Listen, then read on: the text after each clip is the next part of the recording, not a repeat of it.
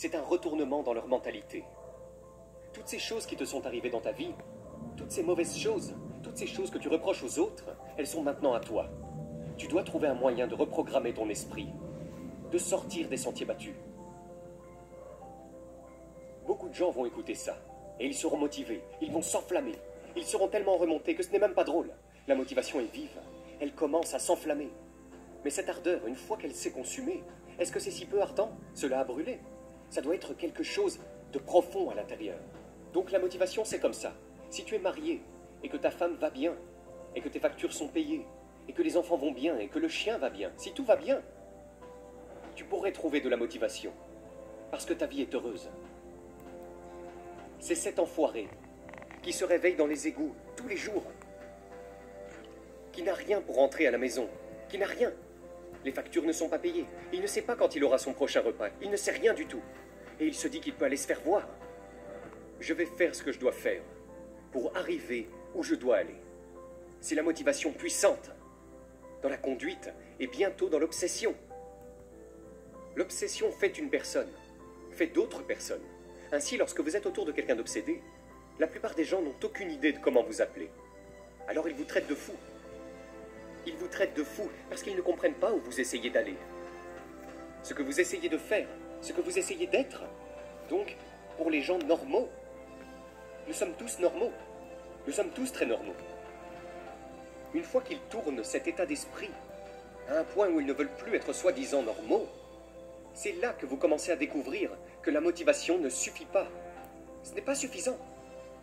Vous devez être cette personne qui, peu importe ce qui se passe, si vous êtes un coureur de haut niveau, vous ne vous souciez pas de la température. C'est comme vous dites, oh, un tas de gens ne courent pas. C'est ce qu'ils font tous les matins. Chaque soir, ils regardent quelle va être la température demain. Quelle va être la température? Alors je vais courir à l'intérieur ou à l'extérieur? Les gens obsédés, qui veulent juste y arriver, n'ont rien à foutre de la température. Ils s'en fichent. Parce qu'ils savent que peu importe ce qu'il y a dehors, peu importe s'il neige, si c'est une foutue tempête tropicale, s'il fait -2 ou -20 degrés, ils vont courir. Ils s'en fichent. Donc ils n'ont pas besoin de perdre leur temps à chercher. Je vais juste y aller. Et c'est comme ça que tu dois voir ton état d'esprit. Peu importe ce qu'il y a dehors, ce qu'il y a en face de moi.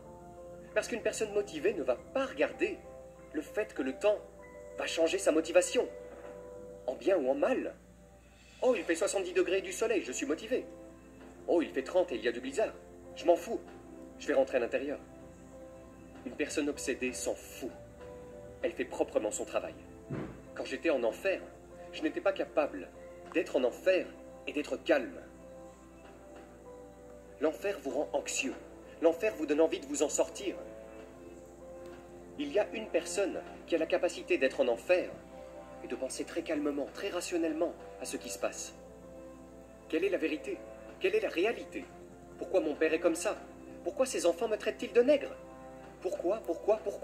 Il faut être capable de démonter les gens, de les décortiquer, de les disséquer et de voir ce qui se passe. Donc à l'époque, je n'avais aucune compétence. Je n'avais aucune compétence. Tout ce que je voyais, c'était un tas d'enfants comme moi, mais je ne voyais plus ça. Tout ce que je voyais, c'était cette bombe de peinture sur ma voiture, moi qu'on traitait de nègre. C'est tout ce que je voyais. Ma lentille était juste grande de cette petite taille. Elle était très petite, une putain de petite lentille. Maintenant, mon objectif est énorme. Je vois tout le monde pour ce qu'ils sont, et ce qu'ils sont créés pour être. Donc c'est la seule chose qui a changé en moi, c'est ma réalité. On dépeint toujours une réalité merdique, qui n'est même pas vraie. Cette réalité est ce que nous pensons être vrai, parce que nos vies ne sont pas ce que nous voulons qu'elles soient.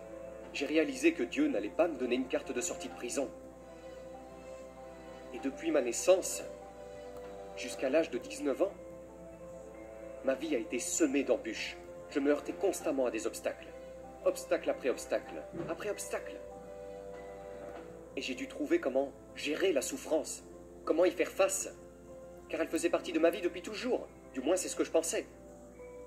Donc, pour y faire face, je devais être capable de la conquérir, de la surmonter, d'y faire face, et de savoir que dans cette souffrance, il doit y avoir une sorte de croissance. Chaque obstacle, je le considère maintenant comme une friction. Sans friction, il n'y a pas de croissance. Vous devez avoir des frictions dans votre vie pour grandir. Donc j'ai commencé à regarder toutes ces choses différentes par rapport à la mentalité de qu'est-ce que j'étais, comme oh mon Dieu, regardez ma vie est tellement tordue, je viens de cette famille tordue, je suis battu, je suis abusé physiquement, j'ai commencé à la regarder comme le terrain de l'enfant parfait. Donc j'ai retourné la situation dans tous les sens et j'ai dit, ok, je souffre énormément, mentalement. Utilise ça à ton avantage plutôt qu'à ton désavantage. Et c'est ce que j'ai fait. Au lieu de voir la situation comme, oh mon Dieu, qu'est-ce que j'ai fait, je ne sortirai jamais d'ici, je l'ai vu comme, ok, attends une seconde. Si je peux surmonter cela, si je peux trouver une certaine puissance dans cela, une certaine façon de passer à travers cela, ce serait le carburant pour le reste de ma vie. Et donc j'ai trouvé une grande force dans la souffrance. Une grande force en elle, parce que pourquoi, à travers tout ça, j'ai commencé à calmer mon esprit, à dépasser la mentalité de victime. Tu dois reconnaître ce que tu as traversé. Et ça m'a donné de la fierté. Je me suis rendu compte que très peu de gens pouvaient faire ce que j'ai fait. J'ai été capable de renverser toutes les choses négatives de ma vie. Tout. Et de les utiliser pour le pouvoir. Parce qu'à l'autre bout de la souffrance, il y a la grandeur. Ce n'est pas fini pour toi. Donc, un grand nombre d'entre nous, nous nous sommes mis dans cette grande boîte. Et dans cette boîte, il n'y a pas de souffrance. Donc ce que nous faisons, c'est que nous nous abritons de la grandeur. Donc, pour moi par exemple, je pesais 300 kilos.